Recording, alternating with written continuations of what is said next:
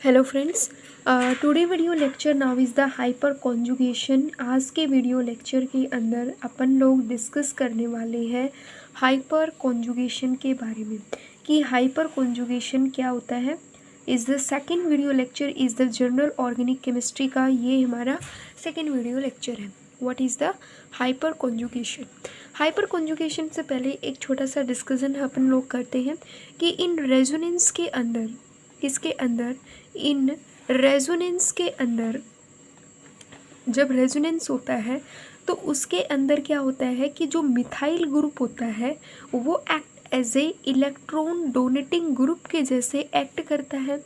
But second point यहाँ पे ये लिखो आप लोग कि जो मिथाइल होता है, methyl do not have, methyl के पास कोई इलेक्ट्रॉन ही नहीं है, पेयर ऑफ फ्री इलेक्ट्रॉन। तो वो इलेक्ट्रॉन डोनेटिंग ग्रुप हुआ कैसे। Methyl do not have, methyl do not have electron pair, methyl के पास कोई इलेक्ट्रॉन पेयर नहीं है।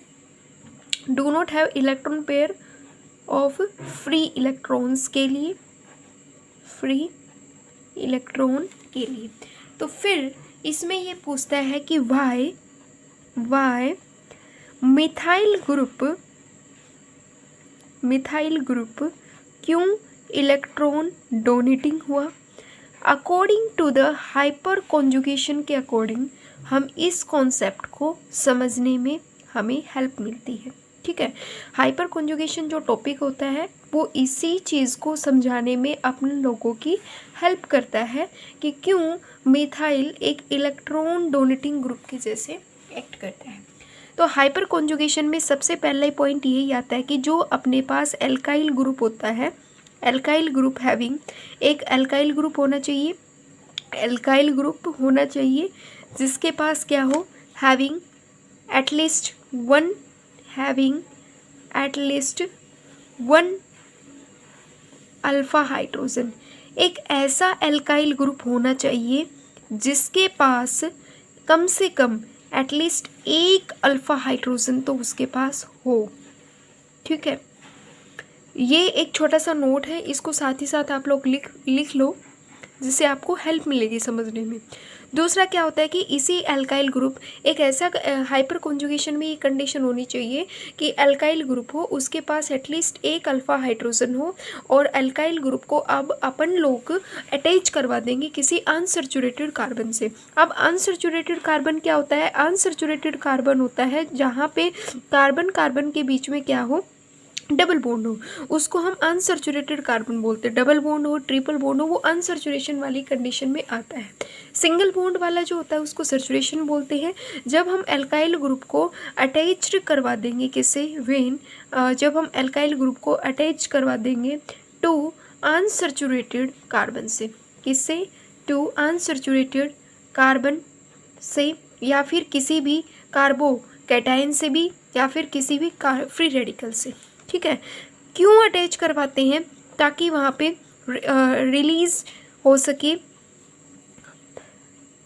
वहाँ पे रिलीज हो सके इलेक्ट्रॉन सिमिलर टू, वहाँ पे इलेक्ट्रॉन जो है वो रिलीज हो सके सिमिलर टू इलेक्ट्रोमेरिक इफेक्ट के जैसे। और जो इलेक्ट्रोमेरिक इफेक्ट क्या होता है उसका भी मैंने एक सेपरेट वीडियो लेक्चर बना रखा है, उस वीडियो का लिंक मैं डिस्क्रिप्शन बॉक्स में डाल दूँगी कि इलेक्ट्रोमेरिक इफेक्ट क्या होता है। ये मेनली दो टाइप का होता है, ई पॉजिटिव एंड ई नेगेटिव। ठीक है, तो सबसे पहले टॉपिक कहता है कि हाइपर कॉन्जुगेशन को स्टार्ट करने से पहले आता है कि रेजोनेंस के अंदर मिथाइल जो ग्रुप होता है वो एक्ट एज एक इलेक्ट्रॉन डोनेटिंग ग्रुप की जैसे एक्ट करता है। बट मिथाइल ग्रुप के पास तो कोई इलेक्ट्रॉन पेयर ही नहीं होते, फ्री इलेक्ट्रॉन ही नहीं होते, फिर वो क्यों इलेक्ट्रॉन डोनेटिंग के जैसे एक्ट कर रहा है। तो इस कॉन्सेप्ट को समझने के लिए हम यहाँ पे अप्लाई करेंगे हाइपर कॉन्जुगेशन को। और हाइपर कॉन्जुगेशन में कहता है कि हम एक अल्काइल ग्रुप लेंगे जिसके पास एटलीस्ट एक अल्फा हाइड्रोजन हो। ऐसे हम एक, मतलब हाइपर कॉन्जुगेशन में हम एक ऐसे अल्काइल ग्रुप को लेंगे जिसके पास एटलीस्ट एक अल्फा हाइड्रोजन हो, तो होना ही चाहिए, अटैच हो अनसैचुरेटेड कार्बन से या फिर किसी कार्बोकैटायन से या फिर फ्री रेडिकल वाली कंडीशन से, ताकि वो रिलीज कर सके वहाँ पे electron similar to electromeric effect को शो कर सके। ठीक है। अब हम इसके मैकेनिज्म को समझते हैं, हाइपर कॉन्जुगेशन के मैकेनिज्म को। हाइपर कॉन्जुगेशन में हमने पहले कहा कि एक ऐसा एल्काइल ग्रुप होना चाहिए जिसके पास एटलीस्ट एक अल्फा हाइड्रोजन हो, बट इस कार्बन के पास कितने अल्फा हाइड्रोजन है, 1 2 3 अल्फा हाइड्रोजन है। अब हम इसको अटैच करवा देंगे एक ऐसे कार्बन से जो अनसैचुरेट हो। कैसा हो, जो अनसैचुरेट हो, ठीक है। ये अटैच हो गया इस अनसैचुरेट वाले कार्बन से। तो इसमें हाइपर कॉन्जुगेशन में यहाँ पे इलेक्ट्रोमेरिक इफेक्ट होगा। इलेक्ट्रोमेरिक इफेक्ट में ये जो यहाँ पे डिस्प्लेसमेंट होगा पाई बॉन्ड का इधर, ठीक है, और ये बॉन्ड डिस्प्लेस हो जाएगा इधर, और ये जो H होता है ये H पॉजिटिव की फॉर्म में रिलीज होगा। इसी इफेक्ट को हम लोग क्या बोलते हैं, हाइपर कॉन्जुगेशन, ठीक है। सिमिलरली इसी इफेक्ट को हम लोग क्या बोलते हैं, हाइपर कॉन्जुगेशन बोलेंगे। और ये वाला जो है H पॉजिटिव इसके साथ ही होगा, ठीक है, इसलिए इसको हम नो बॉन्ड रेजोनेंस भी बोलते हैं। No bond hydrogen and carbon, मतलब हाइड्रोजन और कार्बन के बीच में कोई बॉन्ड नहीं है, इसलिए हम इसको नो बॉन्ड हाइपर कॉन्जुगेशन को हम नो बॉन्ड रेजोनेंस भी बोल सकते हैं।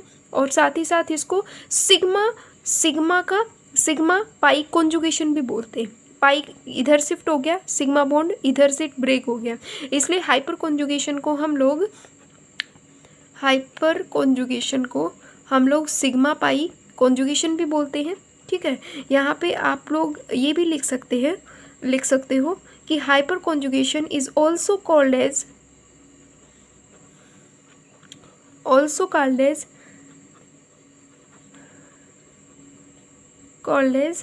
सिग्मा पाई कॉन्जुगेशन, क्योंकि यहाँ पे सिग्मा का और पाई का कॉन्जुगेशन हुआ है, इसलिए आप इसको सिग्मा पाई कॉन्जुगेशन भी बोल सकते हो। And second is the no bond resonance भी बोल सकते हो। नो बॉन्ड रेजोनेंस का मतलब होता है कि ये जो हाइड्रोजन और इस कार्बन के बीच में बॉन्ड की क्या हो गई है, ब्रेक हो चुका है। हाइड्रोजन और कार्बन के बीच में कोई बॉन्ड नहीं बचा है, इसलिए हम इसको नो बॉन्ड रेजोनेंस भी नाम देते हैं, ठीक है। थर्ड पॉइंट इज द, इसको हम बेकर नैंथन इफेक्ट भी बोलते हैं, ठीक है, बेकर नैंथन इफेक्ट भी इसको हम बोलते हैं। तो ये तो था इसका छोटा सा मैकेनिज्म हाइपर कॉन्जुगेशन का। अब हम लोग डिस्कस करते हैं कि ऑर्बिटल रिप्रेजेंटेशन कैसे होता है हाइपर कॉन्जुगेशन का। ऑर्बिटल रिप्रेजेंटेशन करके देखते हैं। ऑर्बिटल रिप्रेजेंटेशन ऑफ, कि कैसे हम ऑर्बिट को रिप्रेजेंट करेंगे हाइपर कॉन्जुगेशन के ड्यूरिंग, ठीक है। हाइपर कॉन्जुगेशन के ड्यूरिंग हम ऑर्बिट को कैसे रिप्रेजेंट करेंगे, तो वो होता है, इसी को ही उठा के देख लो। यहाँ पे ये कार्बन है, इसकी ऑर्बिटल और इस वाले की ऑर्बिटल ने, हाइड्रोजन की ऑर्बिटल ने अपने अपने एक एक इलेक्ट्रॉन को शेयर किया, बॉन्ड बन गई है। और कौन सा बॉन्ड बना है, यहाँ पे सिग्मा बॉन्ड की फॉर्मेशन हुई है। इस हाइड्रोजन ने अपने एक रेडिकल दिया और इस वाले कार्बन ने एक इलेक्ट्रॉन दिया, दोनों में सिग्मा बॉन्ड बन गया। सेम ऐसे ही इस वाले हाइड्रोजन और कार्बन का बॉन्ड बनेगा यहाँ पे, ठीक है। अब आती है कार्बन कार्बन के बीच में बॉन्ड बनेगा, इस वाले कार्बन का बॉन्ड बनेगा। यहाँ पे इस वाले कार्बन की जो ऑर्बिटल्स है, दोनों ने एक दूसरे के साथ बॉन्डिंग की। ये जो बॉन्डिंग है कौन सी बॉन्डिंग कहलाएगी, पाई बॉन्ड होगी, क्योंकि इसने पाई बॉन्ड की फॉर्मेशन किया है। यहाँ पे एक सिग्मा बॉन्ड है, एक पाई बॉन्ड हो गया, और यहाँ पे इसके दो हाइड्रोजन हो गए और इसका एक ये हाइड्रोजन हो गया। तो ये तो है इसका ऑर्बिटल रिप्रेजेंटेशन है हाइपर कॉन्जुगेशन का। अब हमने कहा था कि एक पाई बॉन्ड का डिस्प्लेसमेंट हो गया इस वाले कार्बन से इस वाले कार्बन के, मतलब इस कार्बन से इस वाले कार्बन के ऊपर हुआ है। तो क्या होगा कि ये जो पाई बॉन्ड है, पाई बॉन्ड की जो इलेक्ट्रॉन है, ये यहाँ से इस वाले कार्बन की ऑर्बिटल में शिफ्ट होंगे, जिससे ये वाली जो ऑर्बिटल होगी ये क्या हो जाएगी, इम्प्टी हो जाएगी। इम्प्टी होगी तो क्या होगा कि ये वाला कार्बन इस हाइड्रोजन से अपना बॉन्ड ब्रेक कर लेगा और अपने इलेक्ट्रॉन इस वाले कार्बन की इम्प्टी ऑर्बिटल को डोनेट करेगा और इन दोनों के बीच में डबल बॉन्ड की फॉर्मेशन हो जाएगी। इसकी ऑर्बिटल कुछ ऐसे रिप्रेजेंट होगी, इसकी ऑर्बिटल और इस वाले कार्बन की ऑर्बिटल, मतलब इस वाले कार्बन ने इस हाइड्रोजन से बॉन्ड को ब्रेक कर लिया, जिससे ये अपने इलेक्ट्रॉन इस इम्प्टी ऑर्बिटल ऑफ कार्बन के इलेक्ट्रॉन को डोनेट करेगा। यहाँ पे इन दोनों के बीच में बॉन्ड फॉर्मेशन हो जाएगी और ये हाइड्रोजन हो गया यहाँ पे और ये हाइड्रोजन्स हो गया, ठीक है।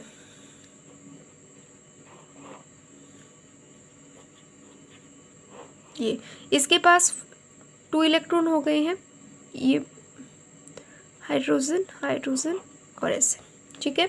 अब देखो यहाँ पे जो प्रेजेंट हाइड्रोजन था ऐसे, ये जो हाइड्रोजन प्रेजेंट है मतलब ये रेजोनेंस में तो नहीं है, बट फिर भी ये फुली नॉट रिमूव, मतलब ये कम्प्लीटली रिमूव नहीं होगा, क्योंकि ये जो है हाइड्रोजन अट्रैक्ट है पाई इलेक्ट्रॉन के क्लाउड से अट्रैक्ट होने के कारण ये इधर ही प्रेजेंट रहेगा, ये कभी भी पाई क्लाउड से अलग नहीं होगा, और यहाँ पे सिग्मा पाई कॉन्जुगेशन हो रहा है। हाइपर कॉन्जुगेशन स्ट्रक्चर में मतलब अभी कैसे आइडेंटिफाई करेंगे, ये number of hyper conjugation structure कैसे निकालते हैं। तो हाइपर कॉन्जुगेशन स्ट्रक्चर जो होती है, हाइपर कॉन्जुगेशन की जो स्ट्रक्चर होती है, हाइपर कॉन्जुगेशन स्ट्रक्चर जो होती है वो किस पे डिपेंड करती है, हाइपर कॉन्जुगेशन की जो स्ट्रक्चर होती है वो डिपेंड करती है अल्फ़ा हाइड्रोजन्स के ऊपर डिपेंड करती है।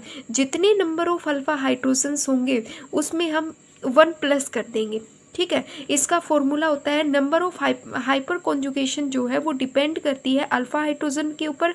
नंबर ऑफ हाइपर कॉन्जुगेशन निकालने का तरीका है, नंबर ऑफ हाइपर कॉन्जुगेशन का निकालने का तरीका यही है कि नंबर ऑफ अल्फ़ा हाइड्रोजन कितने हैं, नंबर ऑफ कितने अल्फ़ा हाइड्रोजन है और उसमें हम प्लस कर देंगे 1। ये फॉर्मूला है नंबर ऑफ हाइपर कॉन्जुगेशन निकालने का। अभी देखो इस फॉर्मूले को हम लोग अप्लाई करते हैं कुछ एग्जाम्पल के ज़रिए। जैसे कि ये है अपने पास मिथाइल ग्रुप है, यहाँ पे है CH2, ठीक है, और इसके ऊपर है पॉजिटिव चार्ज। अब इसमें ये बताओ कि कितने नंबर ऑफ हाइपर कॉन्जुगेशन होंगे।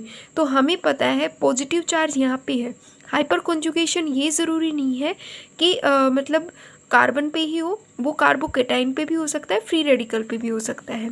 तो यहाँ पे देखो हाइपर कॉन्जुगेशन, इसके पास कितने नंबर ऑफ अल्फा हाइड्रोजन है, 3। तो यहाँ पे डायरेक्ट निकालने का तरीका है 3 + 1, मतलब इसके 4 हाइपर कॉन्जुगेशन स्ट्रक्चर की फॉर्मेशन होगी। कैसे देखो,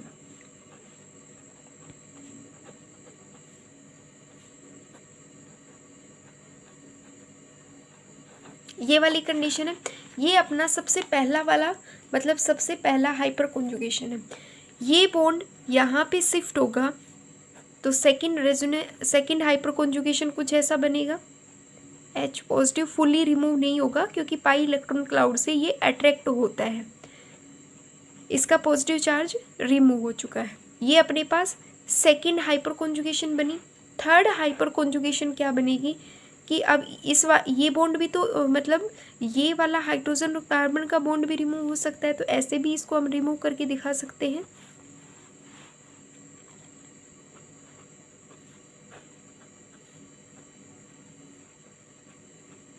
ठीक है, ये हो गया third hyper conjugation. Fourth hyper conjugation क्या बन सकता है, फोर्थ हाइपर कॉन्जुगेशन बन सकता है ये जो कार्बन बच गया इसके साथ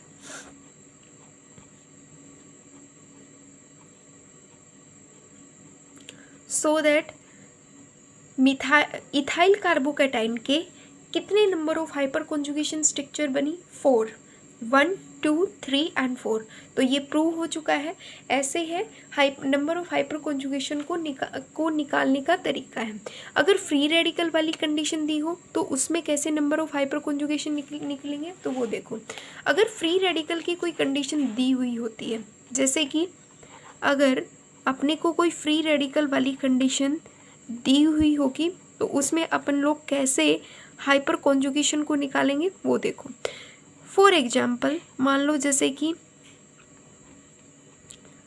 ये वाला स्टेप है, CH2 रेडिकल है। अब इसमें मुझे बताना कि कितने नंबर ऑफ हाइपर कॉन्जुगेशन बनेंगे। इस वाले रेडिकल के कंपैरिजन में कार्बन, ये वाला जो कार्बन है ये अल्फ़ा कार्बन है और इसके ऊपर जो प्रेजेंट हाइड्रोजन है वो क्या है, अल्फ़ा हाइड्रोजन है। तो इस वाले अल्फ़ा कार्बन के ऊपर, इस अल्फ़ा कार्बन के ऊपर कितने हाइड्रोजन है, हाइड्रोजन है 2। तो नंबर ऑफ हाइपर कॉन्जुगेशन निकालने का तरीका है 2 + 1। तो यहाँ पे इसके कितने number of hyper conjugation structure बनेंगी, 3 हाइपर कॉन्जुगेशन स्ट्रक्चर बनेंगी। चाहे आप इसको बना के देख लो। कैसे देखो, ये तो एज इट इज़ रहेगा CH3। यहाँ पे क्या होगा CH, ये वाली कंडीशन है, ये वाली हो गए। यहाँ पे CH2 रेडिकल है। देखो यहाँ पे जो क्लीवेज होगी वो होमोलाइटिक क्लीवेज होगी। ऐसे हाफ एरो अपन लोग इसको रिप्रेजेंट करेंगे, जिससे ये जब बॉन्ड ब्रेक होगा यहाँ पे जो क्लीवेज होगी वो होमोलाइटिक क्लीवेज होगी, जिससे कार्बन पे एक रेडिकल जनरेट होगा और H रेडिकल यहाँ पे जनरेट होगा। तो एक स्ट्रक्चर तो ये हो गई। सेकेंड स्ट्रक्चर के अकॉर्डिंग यहाँ पे क्या बनेगा, इस कार्बन पे रेडिकल होगा और इस CH2 पे एक रेडिकल है। रेडिकल रेडिकल नाउ कंबाइन हो गए। यहाँ पे रेडिकल रेडिकल की क्या होगी, कंबाइनेशन होगी और ये H रेडिकल यहाँ पे प्रोड्यूस हो गया। First hyper conjugation structure, second hyper conjugation structure. ऐसे ही अब इस वाले हाइड्रोजन पे भी सेम ऐसे होगा। तो यहाँ पे ये कितने हाइपर कॉन्जुगेशन स्ट्रक्चर बन गए, 3 नंबर ऑफ हाइपर कॉन्जुगेशन की स्ट्रक्चर यहाँ पे फॉर्म हो गई है कि इस पे भी एक H रेडिकल जनरेट हो गया, यहाँ पे रेडिकल और CH2 रेडिकल, इन दोनों के बीच में ऐसे बॉन्ड बनेगा। ठीक है, डबल बॉन्ड की फॉर्मेशन होगी। तो फ्री रेडिकल के ड्यूरिंग कितने नंबर ऑफ हाइपर कॉन्जुगेशन हो गए, यहाँ पे 3। तो अलग अलग स्ट्रक्चर जब दी हुई होती है तो हम उन्हीं को ही देख के मतलब ये बता सकते हैं कि इसमें कितना हाइपर कॉन्जुगेशन स्ट्रक्चर बनेगा। और ये था number of hyper conjugation structure का निकालने का तरीका कि नंबर ऑफ अल्फा हाइड्रोजन और उसमें हम प्लस कर देंगे 1। इस मॉलिक्यूल के अकॉर्डिंग कितने हाइपर कॉन्जुगेशन स्ट्रक्चर बनेंगे, ये प्लीज़ मुझे कमेंट में बताना। चलो अब मैं इसको आपको समझाती हूँ। देखो इस डबल बॉन्ड के रिस्पेक्ट में कितने carbon, number of carbon attach है। तो एक अल्फ़ा कार्बन ये है, दूसरा अल्फ़ा कार्बन ये है, थर्ड अल्फ़ा कार्बन ये हो गया। तो देखो इस कार्बन के पास कितने नंबर ऑफ हाइड्रोजन है, 3। और इस वाले कार्बन के ऊपर कितने नंबर ऑफ हाइड्रोजन है, 2। और इसके ऊपर कितने हो गए, 2। तो कितने हो गए टोटल, ये हो गए टोटल 7। ठीक है, और प्लस में अपन को क्या करना है 1। तो इसके total 8 number of hyper conjugation structure form होंगे। सेम ऐसे ही अगर कोई एक और एग्जांपल, अगर यहाँ पे डबल बॉन्ड होता तो उस कंडीशन में कितने नंबर ऑफ आपके पास अल्फा हाइड्रोजन होते। तो यहाँ पे देखो इस डबल बॉन्ड कार्बन के रिस्पेक्ट में ये अल्फा कार्बन है और एक ये अल्फा कार्बन है। तो इसके रिस्पेक्ट में 3 + 1 यहाँ पे 4 हाइपर कॉन्जुगेशन स्ट्रक्चर फॉर्म होती। अब बात आती है कि एप्लीकेशन क्या होती है हाइपर कॉन्जुगेशन स्ट्रक्चर की। तो एप्लीकेशन में आता है कि जो स्टेबिलिटी होती है ना कार्बोकैटायन की, एप्लीकेशन में हम लोग लिखेंगे कि एप्लीकेशंस ऑफ हाइपर कॉन्जुगेशन।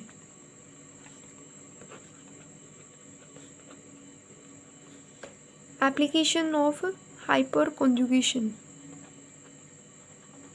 तो एप्लीकेशन में आता है स्टेबिलिटी। सबसे पहले जो डिपेंड करती है वो है stability of carbocation,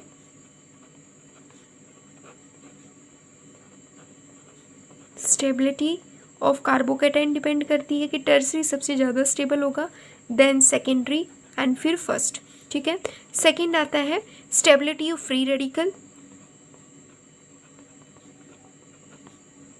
stability carbocation, stability of free radical. Third application आती है relative stability of alkene, stability of alkene